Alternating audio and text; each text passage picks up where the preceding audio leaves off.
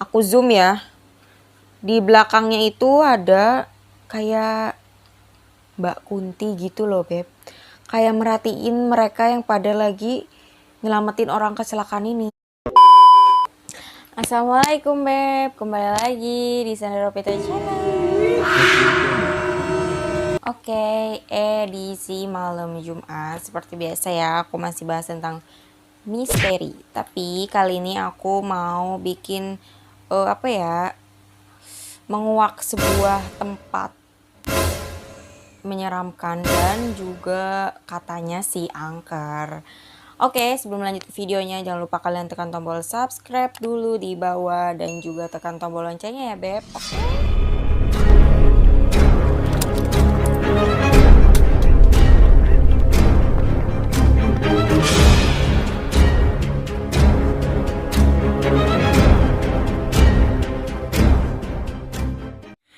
Oke, Beb, jadi tuh aku mau sedikit menguak tempat yang ada di daerah Bandung.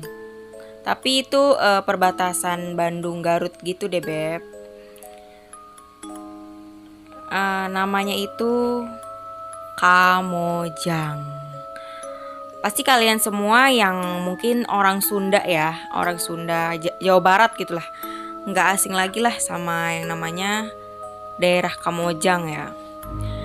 Kalian tahu sendiri kan, pasti itu pemandangannya bagus banget, banyak gunung-gunung, pemandangan. Apalagi di dekat Kamojang itu ada jembatan yang baru dibangun itu, yang warnanya kuning itu loh, Beb.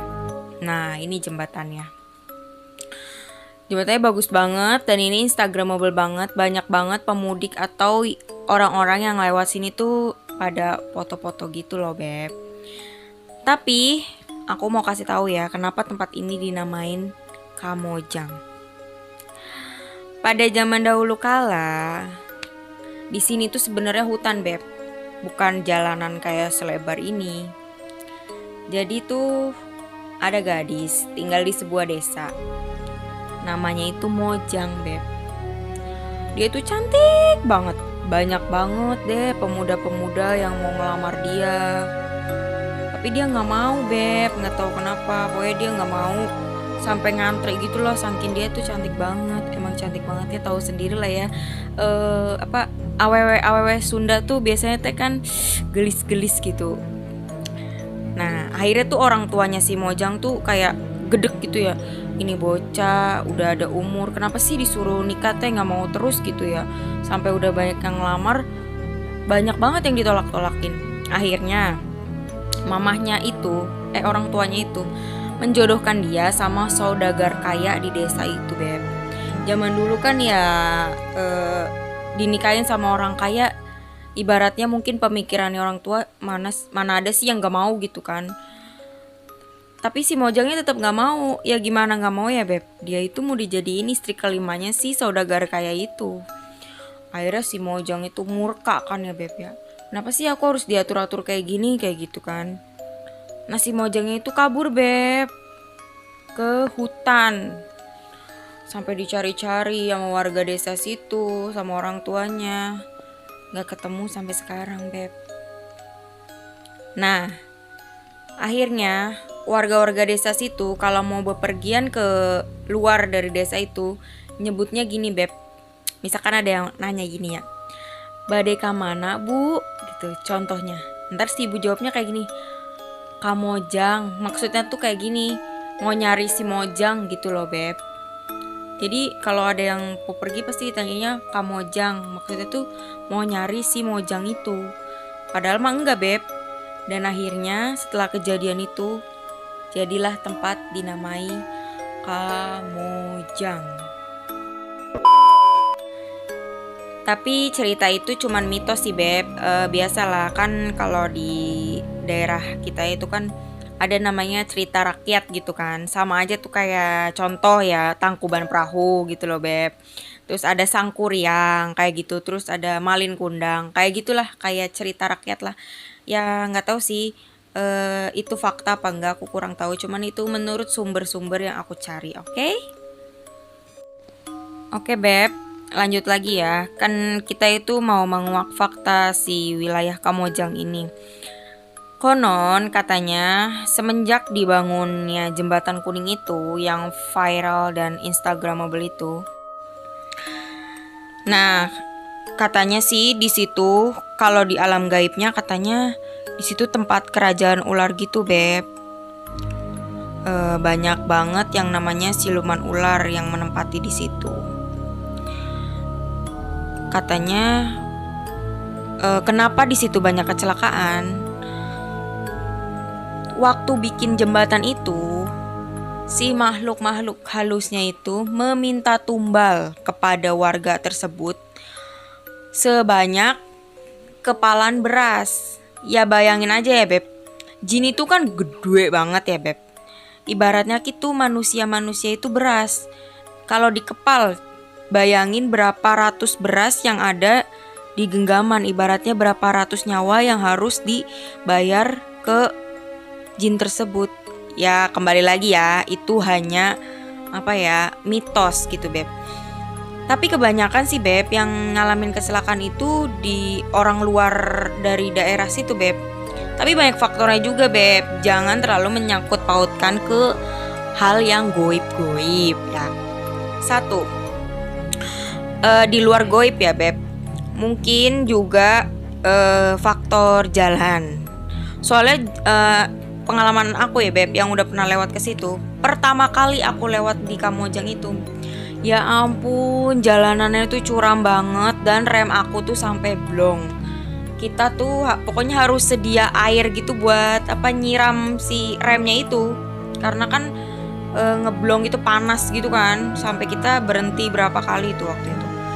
Mungkin itu faktornya, jalanannya curam banget, akhirnya kan remnya blong dan juga mengalami kecelakaan. Itu faktor jalan. Yang kedua, sepi banget, Beb. Pasti kan kalau orang sepi tuh pengennya ngebut terus gitu kan. Nah itu juga tuh kayak egoisan manusia juga ya. Jangan nyalahin makhluk-makhluk halus terus gitu. Mungkin juga manusianya aja gitu yang terlalu nafsu kalau di perjalanan. Tahu sendiri kan kalau di perjalanan tuh hawanya emosi mulu kan. Apalagi tuh sepi, pasti deh kalau kalian lewat situ pengen ngebut soalnya jalanannya bagus, sepi gitu. Yang ketiga, faktor ketidaktahuan trayeknya loh, Beb.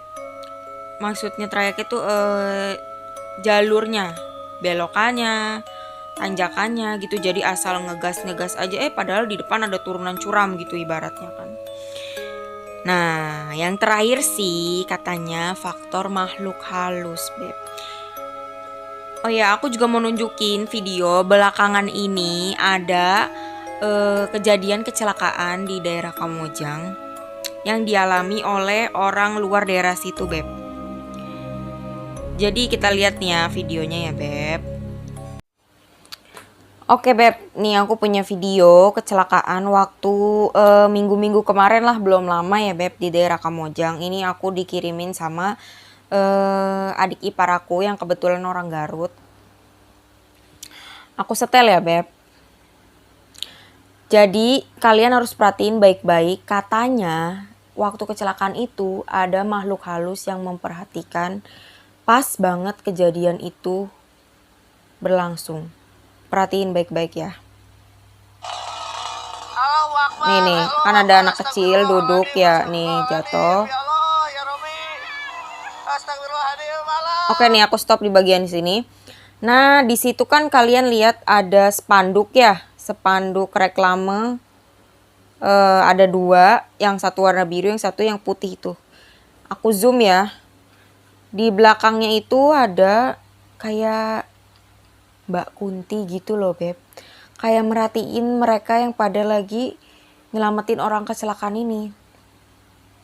Mungkin bisa jelas banget ya, Beb. Kelihatan banget ini siang bolong.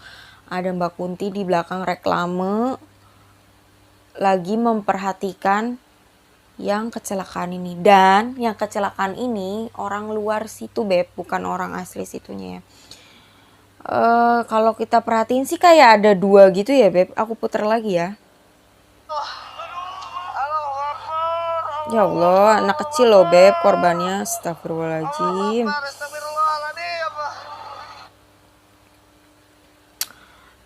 Itu, aduh, aku sampai lemes ngeliatnya Beb.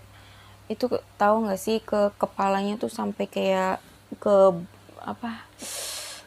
Kebelah gitu loh, apa sih ya namanya? Ke belah gitu loh kulitnya gitu Beb. Jadi apa kayak pecah gitu. Ya Allah. Ini siang bolong loh kejadiannya Beb. Ya Allah. Tapi aku juga masih penasaran sih Beb, itu bener Mbak Kunti yang lagi merhatiin atau bukan. Nanti aku mau kasih lihat lebih jelasnya ya, lebih zoom banget ya kita lihat ya.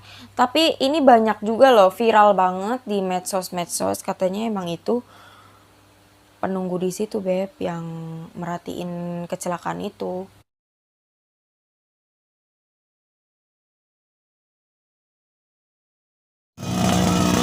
Allahu Akbar, Allahu Akbar, astagfirullahaladzim, astagfirullahaladzim, ya Allah, ya Robi, astagfirullahaladzim, Allah.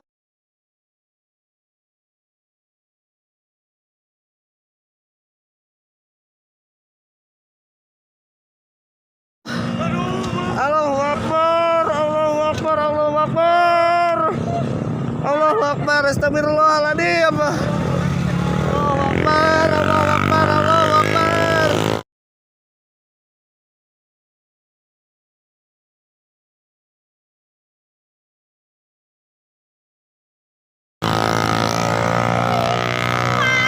Allahu Akbar, innalillahi wa inna ilaihi rajiun. Jadi menurut kalian gimana Beb? Itu Mbak Kunti atau bukan ya? Tapi kelihatan jelas banget Beb. Dan itu viral banget di medsos, di Facebook khususnya tuh banyak yang membagikan katanya itu emang Mbak Kunti. Tapi kok Mbak Kunti siang-siang bolong ya? Tapi ya I don't know sih, itu dia faktornya kenapa? Apa mungkin? Ya menurut aku sih logikanya sebagai kita manusia ya yang enggak. Ya aku percaya sih sama makhluk-makhluk kayak gitu. Tapi emang jujur jalanannya tuh curam parah, curam banget. Sampai ada tuh kan kalau udah ngelewatin si jembatan Kamojang itu ada desa gitu Beb. Sama di situ juga jalannya nurun Beb. Nah banyak loh yang nawar-nawarin air gitu, air buat kita nyiram ke remnya itu. Sampai ada Pak Polisi dulu zaman-zamannya mudik itu, Pak Polisi nyiram-nyiramin gitu kalau kita lewat siram gitu pakai selang gitu biar adem gitu remnya. Emang saking curamnya dan juga kan waktu itu posisinya macet ya. Jadi kan kita harus ngerem mulu kan. Jadi kan panas remnya. Oke Beb, sekian ya video reaction aku dan juga sedikit cerita tentang daerah tersebut. Maaf banget kalau ada kata-kata aku yang salah atau yang keliru gitu sumber-sumbernya atau informasinya karena kita semua masih belajar ya Beb. Makasih juga buat ada ipar aku yang udah ngirimin videonya dan nyuruh aku buat menguak juga itu masalah kecelakaan tersebut. Tapi kan kalian udah tahu sendiri ya faktor-faktornya. Oke, kalau kalian suka sama videonya jangan lupa kalian tekan tombol like, comment, and subscribe dan juga di-share ke semua sosmed kalian ya Beb. Jangan lupa follow Instagram aku di @cipitata21 dan @sandi_sukmawan95. Makasih, sampai jumpa di malam Jumat berikutnya. Bye bye.